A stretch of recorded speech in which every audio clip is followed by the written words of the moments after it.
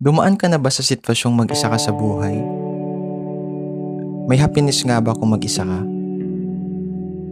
Hi, what's up guys? This is Mike again for another video podcast. Kumusta kayo dyan? Welcome sa munting channel ko. Sa video podcast nito guys, ating pag-uusapan kung may happiness nga ba kung mag-isa ka sa buhay. Kung kaya gusto kong ibahagi yung naging karanasan ko nung time na lumayo ako sa family ko and sinubukan kong mag-isa. Siguro inabot ako ng 1 taon noon na hindi ko sila kasama at ako lang mag-isa yung andun sa malayo. Sisimulan ko yung istorya guys is yung nag-a-apply pa ako ng trabaho nung time na yon. Para sa kaalaman nyo din ay taga dito ako sa Bicol, which is first time ko talagang mag-apply sa malayong lugar. Pero nung time na yun hindi ako nahirapan kasi meron na tayo dibang mga online jobs applications which is accessible naman siya. Mapa-phone man yan, laptop, or PC. Andun yung time na parang nagkaroon ako ng eagerness na masubukan nga mag-apply dito sa malalayo kung ano ba yung pakiramdam na malayo sa pamilya. Kasi nung time na yun guys ay nahirapan din ako mag-apply dito sa amin sa Bicol. Kumbaga napakakunti lang yung opportunities na pwede kong mapasukan. And nahirapan din ako kung kaya natagalan din ako noon makahanap talaga ng pwede kong applyan. Nagkaroon ako ng desisyon na mag-apply talaga sa malayong lugar. At isa sa mga lugar na na-applyan ko nung time na yun is yung Laguna. Sa awa ng Diyos, nakapasok naman ako nung time na yun guys. Kasama ko naman yung family ko noon, yung mother ko and yung isa kong kapatid. Sinamahan nila ako kasi first time ko lang talaga na magbabiyahe ng ganun kalayo. Hindi pa natin alam yung magiging pasikot-sikot nung lugar na yon. Yung lugar na yon guys ay nasa Calamba, Laguna. So nakarating naman kami ng safe nun guys. Nakasama ko yung mother and yung kapatid ko. First time ko talagang nakaapak doon. Andun yung kaba, andun yung excitement, andun din yung lungkot. Siyempre napalayo tayo sa hometown natin. Pero siyempre kailangan kong lumayo noon para magtrabaho, para gampanan yung responsibilidad, yung bagong opportunity na yon. Hanggang sa dumating na guys yung time na kailangan na akong iwan ng mother and kapatid ko na mag-isa doon sa Calamba, Laguna. Kasi yung mother ko ay may trabaho din siya sa Bicol and then yung kapatid ko din ay may interview din siya nung time na yon. Naghahanap din siya ng trabaho nun so kailangan niya ding umuwi nilang dalawa na magkasama. Nung time naman na yun ay alam ko naman gano'n na talaga yung mangyayari na ako yung maiiwan doon mag-isa sa Calamba. And meron naman akong nahanap nun guys na pwede kong pag-stayan na boarding house. Before silang umalis ay nakasettle naman lahat. Kailangan ko na lang mag-adjust at hindi ko in-expect guys yung time talaga na yun yung umalis na sila. Bumuhos yung lungkot, yung parang yung feeling ko is kakayanin ko ba talaga to na mag-isa na lang ako dito, na wala akong makakasama. Sobrang nalungkot ako noon yung time na aalis na sila, na uuwi na sila, na hindi ko talagang napigilan, napaluha ako noon guys. Umiyak talaga ako ng grabe na isipin nyo guys, lalaking laki ako tapos ganon, grabe yung iyak ko no na parang alam mo yun guys, parang isang musmus na bata na iniwan ng nanay dahil kailangan umalis ng nanay para magtrabaho. Parang ganun yung pakiramdam ko nun guys na sobrang namimiss ko na agad sila. Yung feeling na paano na to, na ako na lang dito mag-isa, na hindi ko na sila makakasama, na hindi ko na sila makikita, na hindi ko na sila makakausap. Grabe yung na-feel ko nung time na yun guys na hindi ko na alam kung kaya ko ba mag-survive. Kasi nung time na yun guys talaga, nung papalapit na yung araw na uuwi na sila, kumbaga nafe-feel ko din kay mama no na parang nalulungkot na siya na parang pag nababanggit ko yung time na yun, ayun naiiyak tuloy ako guys. Nung time na yun, pag nababanggit ko yung kailangan na nilang umuwi ay andun talaga yung nakikita ko yung mukha ni mama na parang paiyak na. Pati din ako, syempre siguro nagmana din ako kay mama. Pag may mga ganong moment, parang sobrang babaw ng mga luha ko noon. Like, baka anytime, baka mapaluha, mapaiyak, ganon. Pero before sila umalis noon guys, siguro galing kaming mall noon, nag-ikot-ikot kami dun sa Calamba. Umuwi kami and then hapon na yon umuulan pa yun guys. Andun kami sa, kasi yung boarding house na yun guys, may isang parang may cottage yun eh. Temporarily, andun lang muna ako habang hindi pa umaalis yung dapat na boarding house na i-stayan ko. Kasi andun pa sila. So, doon na muna kami pina-stay ng may-ari. And may cottage doon kami nakaupo nun guys, nagkikwentuhan. Biglang dumaan sa isipan ko yung like, kailan sila uuwi, like, pwede bang hindi mo na sila umuwi, parang dinaan ko sa joke na ganun. Di ko na siya masyado totaling naalala, pero naging emotional yung time na yun guys, yung nakita ko yung face ni mama na para siyang nalulungkot na parang, alam mo yun, parang nangungulila na kailangan nilang umalis kasi sabi niya nun, kung wala talaga siyang trabaho dito sa Bicol, pwede niya akong samahan talaga doon ng matagal. Kumbaga, siyempre, bago pa lang ako sa trabaho ko, first time ko lang din na lumayo sa family ko noon. So, andun siguro yung pangamba niya, yung pangulila na baka hindi ko di ba kayanin na ako lang doon talaga mag-isa. So, parang nung time na yun, si mama, napaluha siya noon. Kahit ako din, napaluha din ako. Hindi ko alam dun sa kapatid ko eh. Pero nung time na yun ay grabe na din kahit hindi pa sila aalis. Grabe na yung emotion na na-feel ko noon. Pati si mama na umiiyak na din na siya noon habang inaalala niya na darating yung araw din na uuwi din sila. And maiiwan ako dun sa boarding house na yun. Pero nung time na yun, kailangan kong tatagan eh. Kasi paano ako tatagal dun, di ba? Paano ko magagawa yung responsibility ko sa trabaho ko na yon, sa bagong trabaho na yon kung magiging mahina ako. Atrasan yung trabaho na yun, di ba? Anong mangyayari sa akin? Ang dami ng sakripisyo, pera, yung ginastos doon. So, nung time na yon, talagang tinatagan ko yung loob ko guys. Kahit hindi pa sila aalis, napagkwentuhan lang namin. Parang nung time na yun guys, inisip ko na lang na mag-i-stay ako doon para magtrabaho, para masanay ko yung sarili ko, lumabas sa comfort zone ko, and then experience ko din para if ever na gusto ko nang mag-apply dito sa amin sa Bicol ay may baon na ako. Nung time na yun guys, umokay naman, kumalma naman kami. Hanggang ito na yun guys, yung araw na aalis na talaga sila. Yung time na yun guys, galing akong trabaho, out na ako, nag-out na ako nun, and then aalis na sila. Aalis na sila nun guys, and kaya ba mag-record?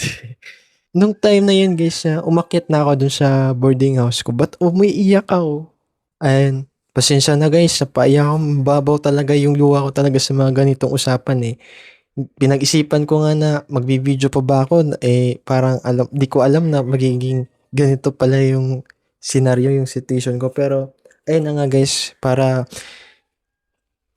mai-share ko lang to, kikwento ko na lang talaga. Nung time na yun guys, na umuwi ako galing trabaho, and then pumasok na ako dun, tumaas na ako sa boarding house, ay ayun na nga, aalis na sila, uuwi na sila. Andun na yung mga dala nilang gamit, na prepared na, and then talagang nag-trigger talaga sa akin nun guys is yung si mama talaga eh. Kumbaga, yung nakita ko siyang parang umiiyak talaga siya nun guys eh. Tinatagan ko na lang yung loob ko nun guys na kailangan kong kayanin to kasi napakalaking bagay to para sa amin na makapagtrabaho na din ako finally. So, kailangan lang talaga is tatagan ko yung loob ko para magawa ko harapin yung sitwasyon na yun. And then, kumbaga, yung face si mama kasi, dati na siyang umiyak. Siguro nung time na yun guys na nagpe-prepare sila, umiiyak na yun eh. Namamaga na kasi yung mata niya. Kung kaya't napansin ko talaga na umiyak na siya. Hindi naman talaga ako mama's boy. Kumbaga siguro dahil close na close talaga kaming buong family. Lalo kay mama kasi si mama talaga nun is talagang grabe yung support niya sa amin. Siguro ganun na din yung epekto nun pag nalayo ka talaga sa kanila. And nung time na yun guys, umalis sila. Ayun na nga, grabe yung humagulhol ako nun guys yung time na yun. Hindi tipong sobrang lakas pero andun yung hagulhol ko na habang hinatid ko sila.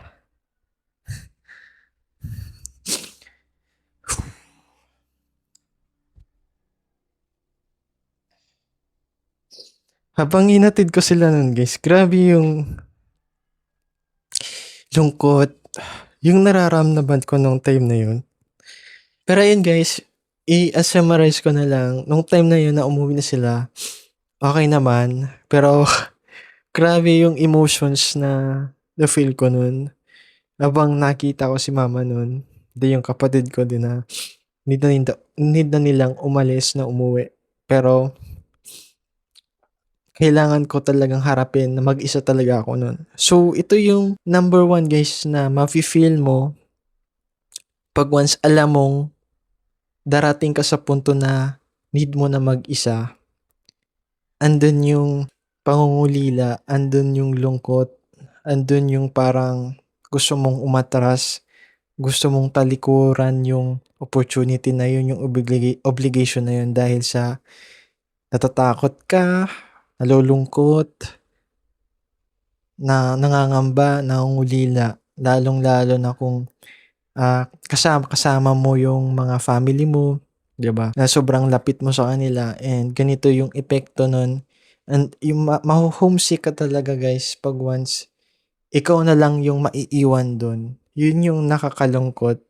Para sa akin kasi guys, ang hirap pag ikaw yung naiwan sa isang lugar na yun. Tapos, like yung kasama mo dun, aalis na, uuwi na. Yun yung parang mahirap sa akin. Kaysa kung ikumpara ko sa may tao din, like yung fam ko doon, maiiwan siya sa bahay na yon, panatag ako kasi andun sila, safe na sila doon, tapos ako yung babiyahe. Parang andun yung lungkot pero hindi grabe yung emotions, yung mafe-feel mo na sobra kang mapapaluha talaga. Kaysa yung ikaw yung maiwan doon and sila yung mababiyahe. Syempre andun yung pag-worry mo, andun yung pangungulila mo kasi andun ka sa lugar na yun eh. Nakita mo yung lugar na andun sila, na-feel mo yung andun sila nung time na yun. Kumbaga, nangungulila ka agad eh kung ikaw yung aalis, magbabiyahe ka, parang kumbaga, malilibang ka sa mga lugar na ibabiyahe mo. Kaya para sa akin napakabigat din yung ano eh, yung ikaw yung maiiwan doon kaysa yung ikaw yung need umalis para magtrabaho. Pero depende siguro yun sa tao eh.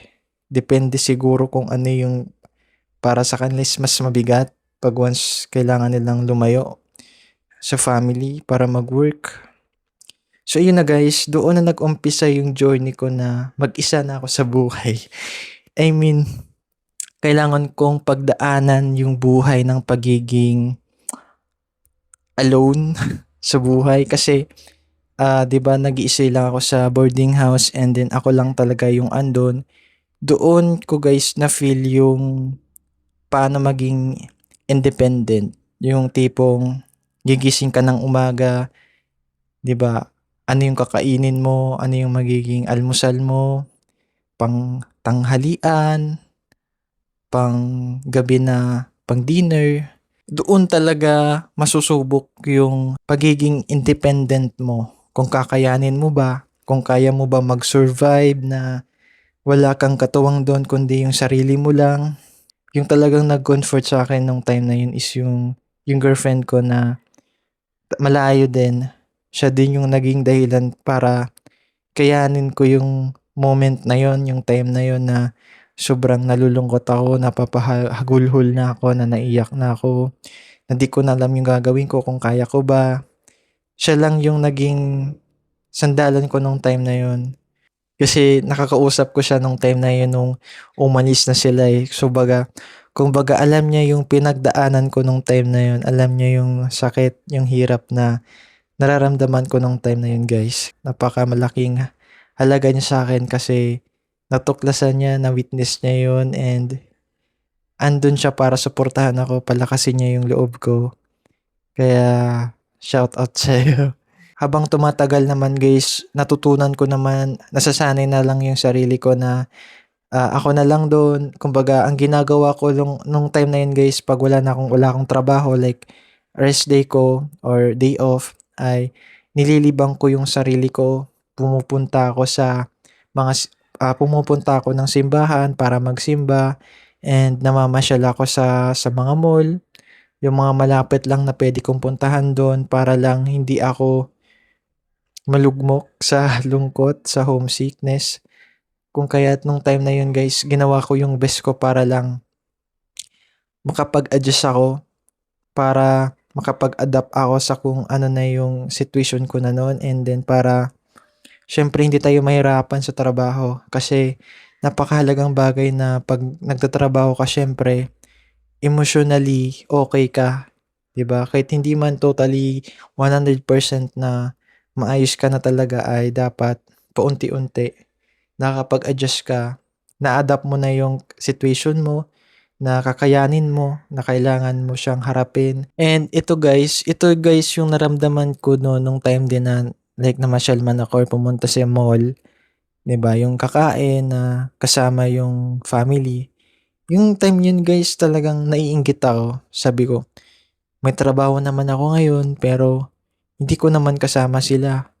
Yung tipong kakain ako dun sa isang like pumipili ako ng table na pang solo lang, pang ganun lang kasi nakakaya naman kung kakain ka dun sa malaking table na pang-grupuhan ba, pang-maramihan.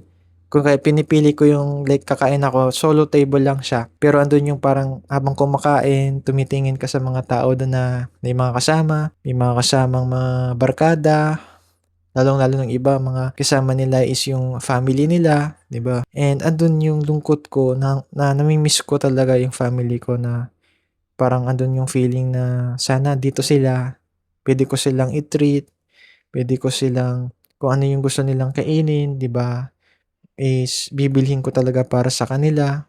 Tumagal ako nun guys ng 1 taon or mahigit 1 taon yung tinagal ko dun na nasa malaya ako na hindi ko kasama sila. May time na guys na umuuwi man ako dito sa'min sa Bicol, and ang napakahirap nun is yung 'pag need mo naman bumalik doon para magtrabaho, andun na yung lungkot siyempre. Kumbaga saglit lang yung oras at panahon na binigay sa'yo para makasama mo sila. Kaya yun na parang nakakalungkot 'pag umuuwi ka, kung galing kang malayo. Minsan parang mas pinipili mo na lang na 'wag umuwi kasi excited ka umuwi sa kanila, makakauwi ka. Pero ang nakakalungkot nun ay yung need mong umalis kasi need mong bumalik sa trabaho na kailangan talagang haharapin mo. Kasi hindi naman puwede na 'wag kang pumasok, 'di ba? Sayang yung opportunity. Pero yung kagandahan nun guys, yung time na mag-isa ako nun is talagang na-develop ko yung sarili ko. Talagang napatunayan ko na kaya ko pala, na kaya ko mag-survive kahit mag-isa ako. Grabe din yung pasasalamat ko kay Lord nun dahil nakayanan ko yun. Ang daming challenges yung dumating sa akin and kaya ko siyang harapin nung time na yun. Nagawa ko siyang lagpasan. Ang daming bagay yung matutunan mo 'pag nasa malayo kang lugar na mag-isa ka. Hindi lang sa pagiging independent kundi yung pagiging positibo pa rin 'pag may mga problemang ikaw lang yung haharap, ikaw lang yung magha-handle. Masusubok talaga dun guys yung katatagan mo, and especially din yung pananampalataya mo kay Lord. Kung sasagutin ko yung tanong na masaya ba talaga yung mag-isa, siyempre hindi. Hindi talaga masaya, lalong-lalo na kung nasanay ka, nakasama mo yung family mo. Kung hindi man yung family mo, yung mga mahal mo sa buhay, talagang maninibago ka, maho-homesick ka. Kung need mo talagang lumayo, talagang grabing adjustment yung gagawin mo. Talagang magsa-sacrifice ka talaga para sa kanila. Yung pagiging masaya na mag-isa siguro kasi siguro kung hindi man nila gustong may kasama sila sa buhay, gusto nilang mag-isa kasi dahil na din sa maingay, magulo yung buhay nila na kasama yung mga mahal nila sa buhay. Pwede din yun yung maging dahilan na mag-udyok sa kanila na lumayo, and parang andun yung punto na nakakahinga sila, na nai-enjoy nila yung buhay nila na mag-isa, na nakukuha nilang mas maging masaya na mag-isa kasi siguro dahil sa mga pinagdaanan nila sa buhay na kasama yung family nila, yung mahal nila sa buhay. Depende pa rin guys yan sa mga taong may kanya-kanyang pinagdadaanan din sa buhay. Pero nung time na yun, syempre, rewarding din yun na nalagpasan ko siya guys. Nagdulot yun ng kasiyahan.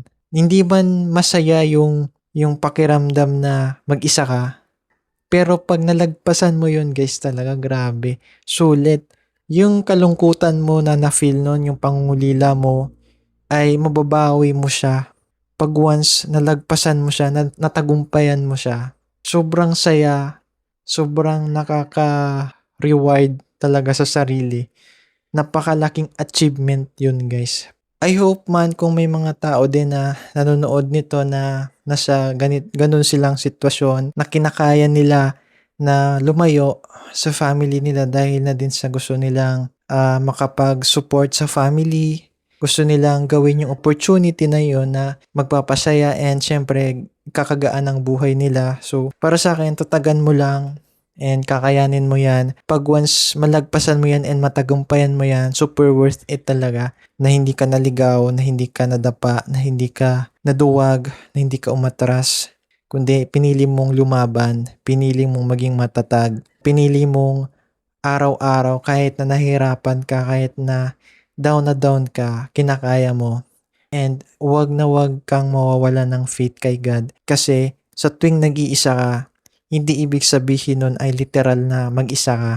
Kasama mo siya. Hindi mo man physically nakakasama yung family mo, yung mga mahal mo sa buhay. Andyan si Lord para samahan ka mentally, emotionally, and spiritually.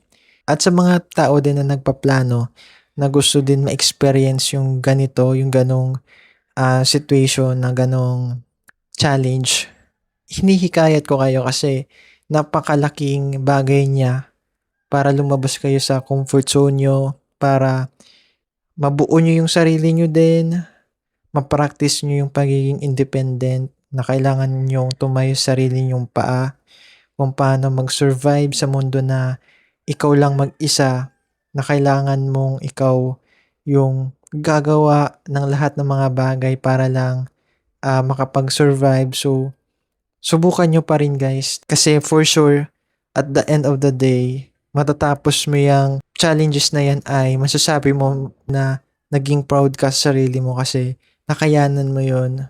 Siyempre with the guide of God, nakayanan mo yon. And hindi ka naduwag, hindi ka umatras.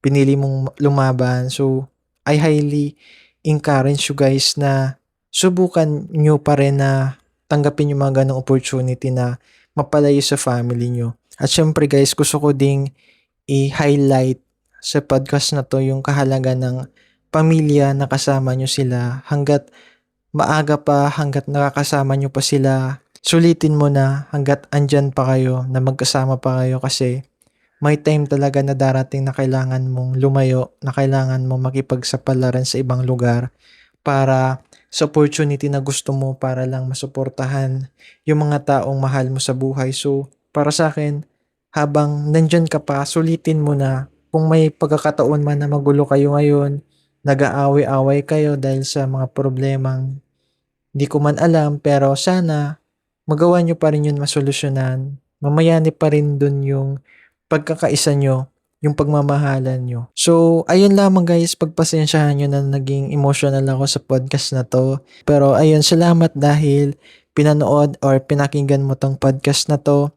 Kung may natutunan ka, kung ano man yung naging reaction mo or opinion, pwede nyo yan guys i-comment sa baba. Doon natin yan pag-usapan. Curious din ako. Gusto ko ding malaman kung ano yung opinion nyo, kung ano yung point of view nyo. Kung masaya nga ba na mag-isa ka sa buhay. Pwede nyo yan guys i-share dito sa comment section din natin. At gusto ko yan guys mabasa. Gusto ko din yan malaman. Kung nagustuhan mo tong video podcast na to guys, pwede kayong mag-subscribe sa channel natin. Pag-uusapan natin yung mga daily life struggles natin and gawin natin silang mga motivation at kung ano-ano pang mga istorya ng buhay natin na tatangpok natin dito sa podcast na to. So ayun lamang guys, hanggang sa muli. Sana okay naman kayo sa mga oras na to. Basta enjoyin nyo lang guys yung buhay na meron kayo ngayon at sulitin nyo. At huwag kayong mamroblema, magtiwala lang kayo parati kay Lord na malalagpasan nyo yan. At maraming salamat sa pakikinig at natapos mo to. So this is Mike, hanggang sa ulitin, God bless.